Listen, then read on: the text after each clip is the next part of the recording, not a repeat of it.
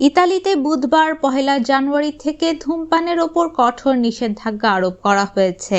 এই নিষেধাজ্ঞার ফলে ইতালির আর্থিক ও ফ্যাশন রাজধানী মিলানে ধূমপায়ীদের শহরের রাস্তায় বা জনাকীর্ণ পাবলিক প্লেসে ধূমপান করলে জরিমানা গুনতে হবে।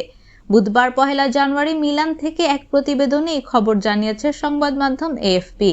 প্রতিবেদনে বলা হয়, ইতালির উত্তরাঞ্চলীয় এই শহরে যারা নিষেধাজ্ঞা অমান্য করবেন তাদের ৪০ থেকে ২৪০ ইউরো পর্যন্ত জরিমানা করা হতে পারে, বাংলাদেশি মুদ্রায় যার পরিমাণ প্রায় ৩০,০০০ টাকা। তবে এমন একটি কঠিন বিধানে শহরের বাসিন্দারা ভালোভাবে মেনে নিতে পারছেন না। নিষেধাজ্ঞার কার্যকরের আগে স্থানীয় একজন নাগরিক জানান, নতুন আইনটি বেশি বাড়াবাড়ি হয়ে গেছে।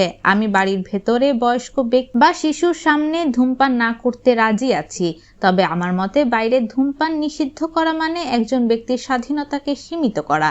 এর আগে ২০২০ সালে সিটি কাউন্সিলে বায়ু মান অধ্যাদেশ পাশ করা হয়েছে।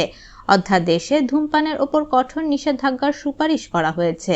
২০২১ সাল থেকে পার্ক, খেলার মাঠের পাশাপাশি বাসস্টপ এবং ক্রীড়া স্থাপনাগুলোতে প্রকাশ্যে ধূমপান নিষিদ্ধ করা হয়েছিল।